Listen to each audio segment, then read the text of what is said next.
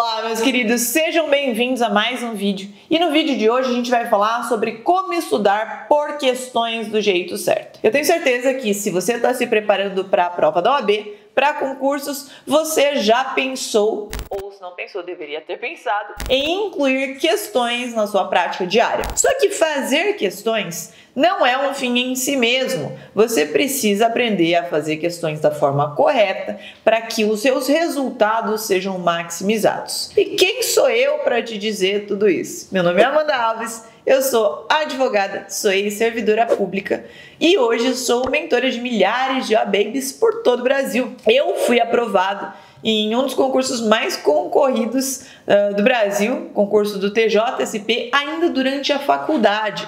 Então, desde lá, eu já tenho a prática de fazer questões, de estudar usando questões. Passei na OAB no 9º semestre, na primeira prova que eu fiz, e também tive que fazer muitas questões. Eu ensino os meus alunos diariamente a fazerem questões da forma correta. Se você não viu esse vídeo, eu vou deixar um vídeo listado aqui para você nesse card, para que você consiga entender quais são os 3 tipos de questões que você precisa estudar para a prova da OAB. Então, depois que acabar esse vídeo, vai nesse outro aqui para você entender quais questões devem ser feitas. E no vídeo de hoje eu vou passar 6 passos para que você consiga usar as questões que você vai fazer da melhor forma possível, para que os seus resultados sejam os melhores que você consiga atingir usando essa técnica que é extremamente poderosa. Como eu disse, são 6 passos importantíssimos e o 5º é o mais importante. Então fica comigo até o final. Se você já é velho de guerra aqui, já sabe da qualidade dos vídeos, já deixa o like da confiança, porque você sabe que o negócio vai valer a pena. Se você é novato, chegou por aqui agora, chegou por essas bandas nesse momento, segura a onda aí. Quando eu te falar alguma coisa que fizer sentido pra você, aí sim você me atribui com o seu like. Combinado? Então vamos lá. E a primeira regra é: grife os pontos principais do enunciado. Isso é essencial. Tem gente que vai fazer questão como se estivesse lendo o rótulo do shampoo no meio do banho. Ou então como se estivesse lendo aquelas revistas. Sabe quando você ia antes em consultório médico, que não tinha celular, não tinha nada, você via a revista lá de qualquer jeito? Tem gente que faz questão assim. E obviamente isso não funciona. Você precisa praticar fazer questões no seu dia a dia como você faria na prova. Você precisa ter atenção à sua questão. Eu quero que você leia as suas questões a partir de agora como você leria a mensagem do boy que você está tentando argumentar com ele. E você precisa ler cada linha, sabe, com cuidado, para ver qual ponto ele se contradisse, para pegar aquele lá e usar contra ele. Você vai ler questão desse jeito, com esse nível de meticulosidade e cuidado, e vai entender os principais pontos do enunciado. Não raro, candidatos vêm lá, aí o enunciado pedido é incorreta. Aí a pessoa vai lá, é correta, e ela nem lê as outras, ela marca A e já passa vazado para a próxima. Minha boa senhora, não dá para que você continue repetindo esses mesmos erros. Então, você, quando grifa uma palavra importante, por exemplo, um comando principal do enunciado, ele quer a correta, ele quer a incorreta, ele quer com base na lei, ele quer com base na súmula, ele quer com base nos informativos dominantes. Ele vai te dizer exatamente o que ele espera. E isso é tão importante porque às vezes a questão te dá um comando e você não se atenta ao que ele está pedindo de fato e acaba errando a questão. Por exemplo, eu tenho uma amiga que ela foi fazer uma prova da magistratura uma vez e a questão pedia o entendimento jurisprudencial ou doutrinário, se não me engano, sobre determinado tema. Tratava sobre direitos da personalidade. E a questão A, a alternativa A, dizia exatamente o que a lei diz a esse respeito. Dizia lá: com exceção dos casos previstos em lei, os direitos da personalidade são intransmissíveis e irrenunciáveis, não podendo seu exercício sofrer limitação voluntária.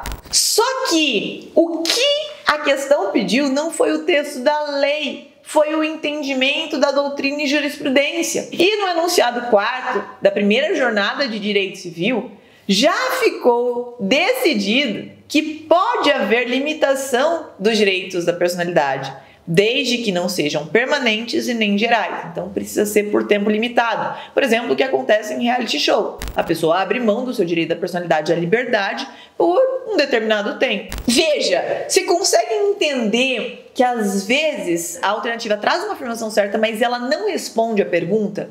Por isso, não adianta você saber sobre a matéria, não adianta você ter debruçado sobre aquele tema, saber tudo sobre aquele tema, se você não se atenta ao que a questão está pedindo. Por isso que eu gosto de grifar. Sempre quando eu estou lendo um enunciado, eu grifo os pontos principais. Se ele me dá uma data, eu grifo a data. Se ele me dá uma cidade, eu grifo a cidade. Talvez ele pergunte alguma coisa de domicílio. Se ele me dá um prazo, um quórum, um número, eu grifo esse prazo, um quórum, um número, porque eu sei que a FGV principalmente gosta de fazer pegadinha com isso. Então, sinalize os enunciados, porque eu concordo com você vai me dizer: ah, Amanda, mas durante os estudos não tem pra que ter todo esse cuidado. Tá bom, eu entendo o que você está dizendo, eu entendo que você não vai ter um tombo tão grande nos estudos, até porque nos estudos a gente erra constantemente. Mas se você já se acostuma a fazer do jeito certo durante os estudos, é certo que na hora da prova você só vai replicar aquilo que você já está acostumado a fazer. Se por outro lado você faz do jeito errado todas as vezes, você se acostuma a fazer questões da forma errada, sem muita atenção, sem grifar, sem prestar o devido cuidado ao enunciado, é isso que vai acontecer na sua prova também. E aí o que acontece? Você acaba perdendo uma questãozinha ou outra que vão fazer a diferença na sua prova, vão fazer a diferença entre a aprovação e a reprovação. Então vai começar a estudar, estude direito desde o início. Atente-se à regrinha de ler o enunciado, grifando as informações principais e se pautando pelo que ele está pedindo, não pelo seu conhecimento geral sobre o tema. A segunda regrinha é: busque entender o contexto. Quando você tem determinada questão posta a sua apreciação, eu quero que você tente, primeiro, antes de ler as alternativas, se lembrar do contexto. Você está com uma questão lá, você vai descobrir do que ela está falando. Ah, peraí, eu acho que essa questão diz respeito a controle de constitucionalidade. Ou então, eu acho que essa questão aqui está tratando sobre crimes contra o patrimônio, ou então de erro. Quais eram os erros mesmo? Erro de tipo, erro de proibição, qual que era a diferença? Eu quero que você faça esse exercício mental de tentar se recordar qual é o tema que está sendo abordado na questão e o que você se lembra sobre esse tema. Porque quando você tenta buscar nas gavetinhas do teu cérebro a gaveta que vai conter a resposta daquela questão, você faz um exercício de recuperação ativa.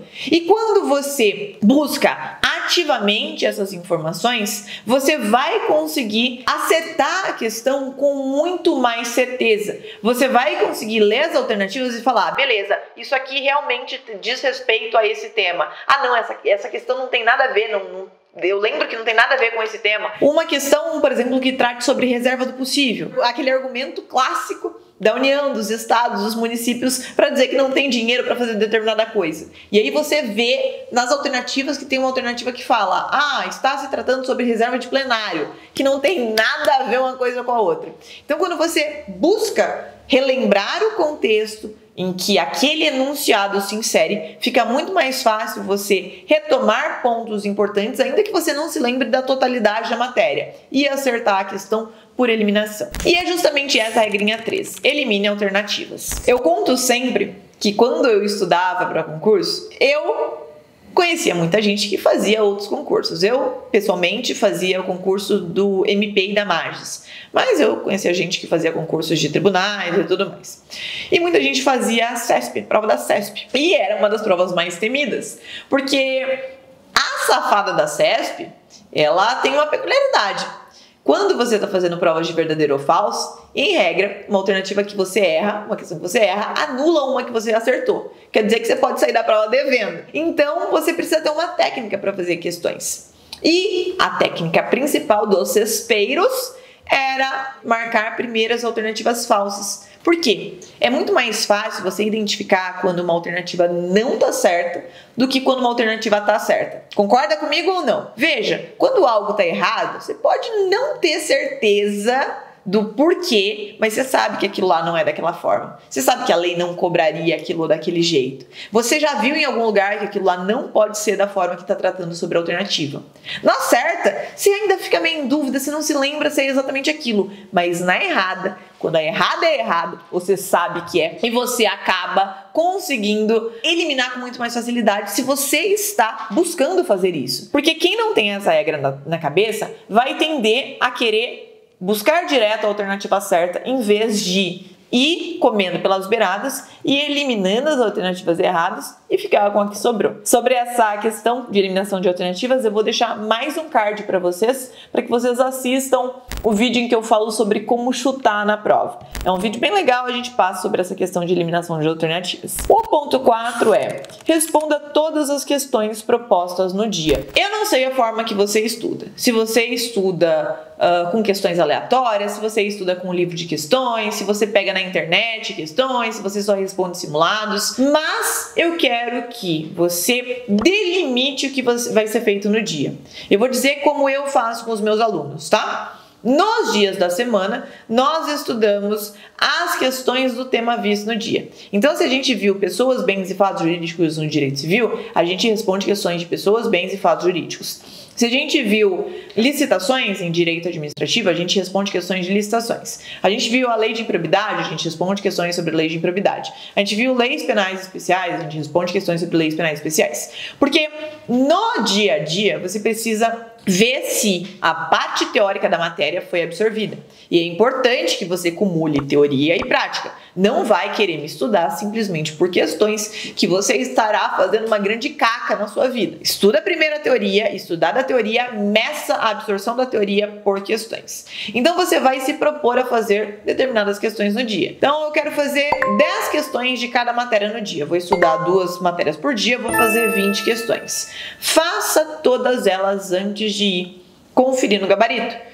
Você primeiro foca a sua atenção completamente em resolver as questões. Só em um segundo momento você vai se pautar em corrigi-las. E esse é justamente o 5º ponto. Mas antes da gente entrar no 5º ponto, já deixa o like aqui se está fazendo sentido esse vídeo, deixa o joinha, faz inscrição no canal se você está se preparando para a OAB, que aqui é o seu lugar. Nesse canal você vai aprender de uma vez por todas a fazer a última prova da OAB da sua vida. Ponto 5. Corrija com o gabarito comentado. Eu disse que esse é o ponto mais importante de todos e sem dúvida nenhuma é. Então presta atenção nisso aqui. Quando você simplesmente faz questões e vê se acertou ou errou, você está perdendo o seu tempo. Aqueles seus estudos, sinto te informar, não estão adiantando de nada ou quase nada. Por quê?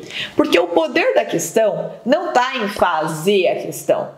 O poder da questão está em corrigir a questão. Quando você erra uma questão, você tem que ficar aflito de entender por que você errou essa questão. Não basta simplesmente corrigir e falar, eu errei, próxima. Não, porque quando você faz isso, você vai correr o seríssimo risco de errar de novo uma questão semelhante. Por outro lado, quando você faz questão e você entende a justificativa do seu erro, você nunca mais, ou vai tender a nunca mais errar uma questão que cobre esse mesmo assunto.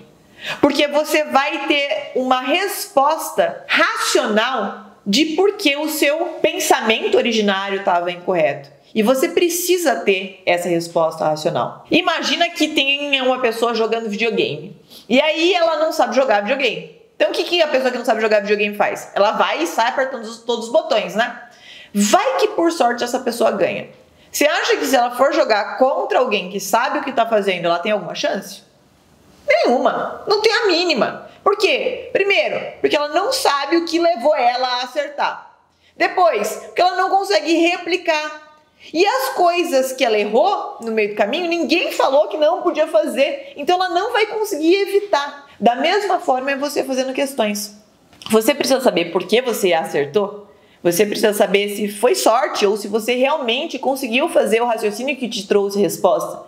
E mais do que tudo, você precisa saber por que você errou. Então ter gabaritos comentados, fazer questões atualizadas, entender a justificativa de cada alternativa, vai fazer com que os seus pontos melhorem absurdamente. O teu nível vai crescer em PG. Seus resultados na prova, os seus resultados no simulado vão aumentar de uma forma que você nem consegue imaginar.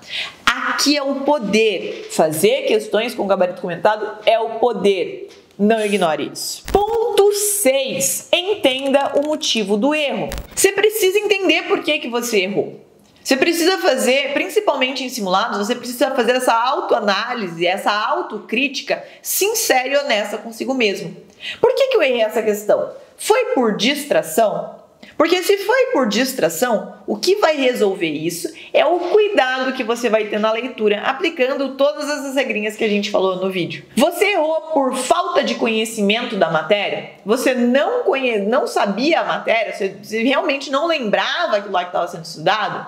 Então, qual vai ser a solução? Vai ser você se aprofundar na parte teórica. Ou então você até sabia a matéria, mas você não lembrava dos detalhes, não tinha ficado muito claro, você até já tinha visto o tema, mas não conseguia se lembrar exatamente da resposta. Nesse caso, o que te falta é multiplicidade de fontes de estudo. Às vezes, você só sentou e tocou uma videoaula e aquilo lá foi o que você disse que estudou. Às vezes, você não foi por conta própria na fonte, beber da lei.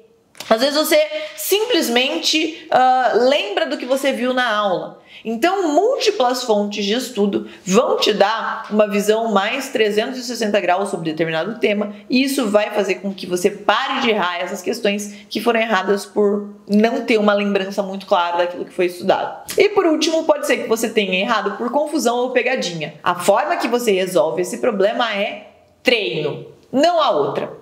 Confusões e pegadinhas são muito comuns e as bancas se repetem nas pegadinhas que faz. Então, quanto mais questões você faz da banca, do concurso que você está fazendo, da prova da OAB, da FGV, por exemplo, que tem muito lastro, tem muitas questões para trás para você fazer, mais você pega o jeito e se acostuma com a forma da banca de cobrar essas pegadinhas. Não ignore as razões. Tente sempre que possível levantar essas razões para que você saiba diagnosticar onde está o problema e como resolvê-lo. E eu vou dar uma 7ª dica, essa aqui vai ser uma dica bônus, dica extra. Se você tiver bastante tempo e se você for do tipo de pessoa que gosta de escrever, você acha que escrevendo você entende melhor, você retém melhor aquilo que foi estudado, faça um caderno de erros. Faça um caderno de erros para levantar aqueles pontos que você não conseguiu identificar desde logo. Então eu errei porque eu não sabia que essa alternativa A estava embasada no artigo tal do CPC. Aí você faz um caderno de erros apontando exatamente aquela parte que você não lembrava, aquela parte que causou o seu erro na questão. Faça isso de forma completa e você vai ver como os seus resultados vão mudar, como os seus simulados vão sair de lá de 30 e tantos pontos para 38, para 40, para 42, para 45, para 48, para mais de 50 pontos. É isso, meus queridos. Se você gostou do vídeo, não esquece de deixar o like, não custa nada você apertar o botãozinho aí, se inscrever no canal se você ainda não é inscrito e a gente se vê no próximo vídeo.